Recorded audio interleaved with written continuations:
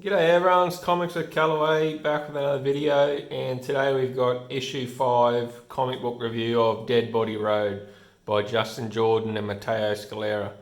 I've done reviews of 1 to 4 of the mini-series, so go back to the channel and check them out before you watch this one and then come back and watch it.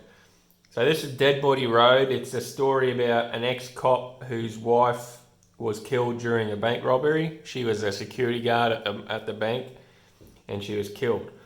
And this issue continues on from issue 4, where issue 4 was the really fun car chase where they had one of the bad guys in the back of the van and they were trying to interrogate him while going on the run from the bank robbers in a car chase, and then they threw him out of the back of the van and he got run over and ripped to pieces and died that way.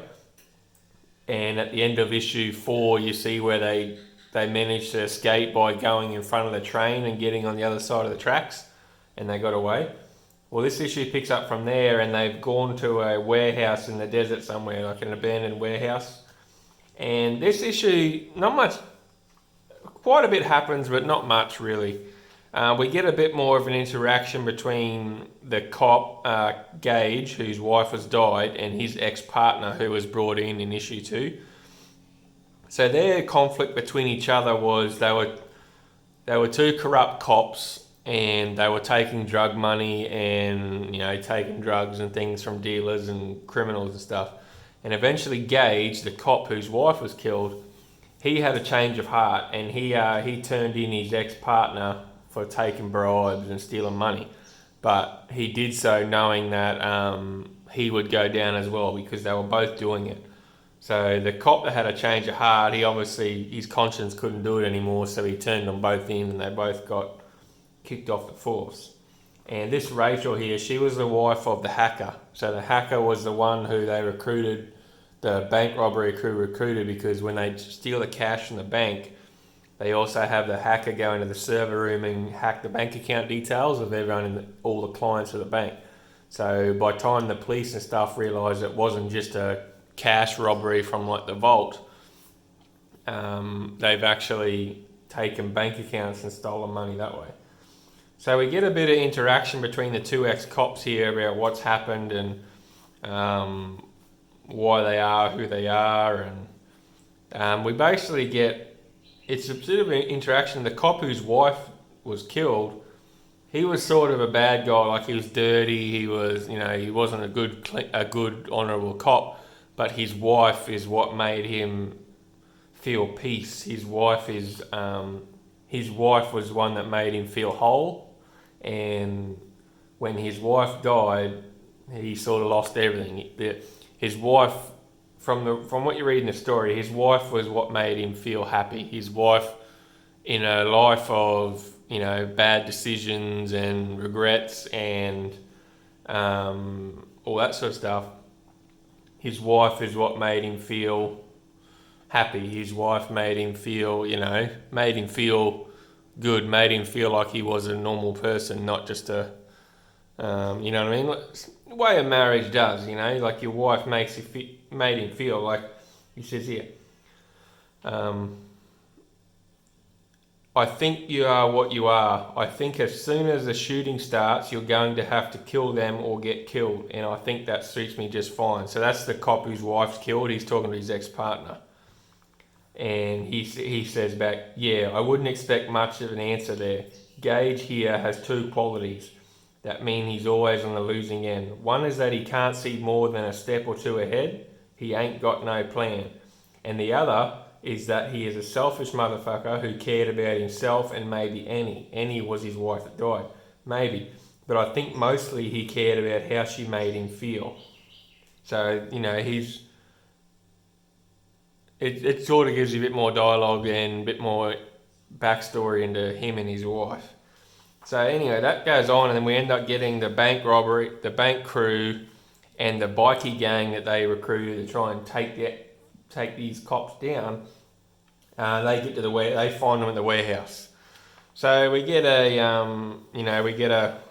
fight scene where the bikie crew and the bank robbery crew try and capture these cops, but the 2 cops have realised that they're there first.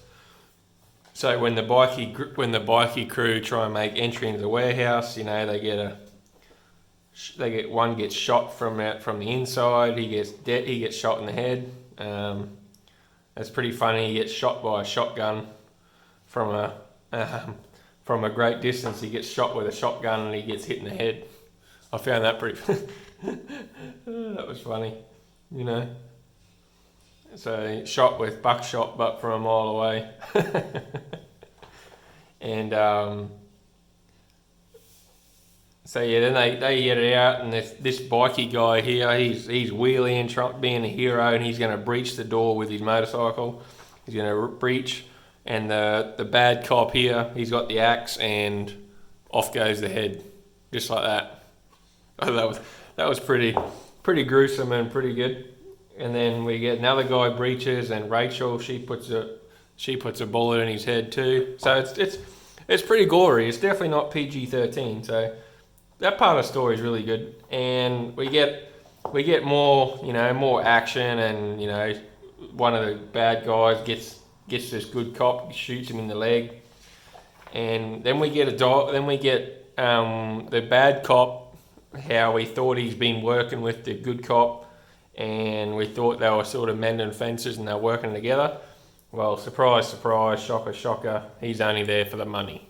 So he come back to try and make out he was helping his friend, but he was really only there to get that card reader that the hacker took, because he just wants the money. And we get more fight scenes, and so he's like, this is the bad cop and Rachel, because here they say, are we ready to talk about where you've hidden that card reader? And the woman's like, yeah, that's just what I was thinking. And the bad cop's like, you're still on his side then, huh? Because I got to tell you, I don't give a shit about you, and neither does he. And she's like, I don't fucking care. And he's like, now I am curious. What was the plan? You can shoot me, but good luck dodging buckshot, because he's got the shotgun. And then we get the good cop come around the end, shut the fuck up. And then we get a big explosion somehow. It sort of doesn't really make sense how we get a big explosion. The van catches fire, and Rachel and the bad cop do a runner. They end up escaping, and the good cop here, he stays to get captured. So he gets captured on purpose. So that's how it ends. So basically, this book was the bad guys have found out where the good guys were hiding, and there's been a shootout and a action scene where they're trying to capture and kill them, and all the bad guys get dead, except a couple that don't breach the warehouse. They stay outside. Rachel and the bad cop, they escape in the red car, and Gage, the good cop whose wife is killed, he stays behind and lets himself get captured. And he said, and then we'll see what issue 5 has. Yeah, this was good. Definitely not as good as issue 4. Was a lot more fun. Yeah, this book was good, but it wasn't the good fast pace. It was based. Is what it is. But overall, still a good story so far. Still really good. So now we have to wait and see what issue 5 brings, where he's been captured and what happens. What's he plan to get out of it? How's he plan to get out? And what does the bad cop have in store? What does he's after the money reader now. So he's after the card reader that has the bank account details, because he wants the money. Because his whole character is, when the good cop turned him in for being dirty, they both lost their job and they both lost everything. So then the cop that lost his job first, he turned to a life of crime. Like, he turned into a really bad guy. So now he's found out that there's this card reader with all the bank accounts. So he's like, hey, this is my chance to get money. And that's where that is. So yeah, it was a good story.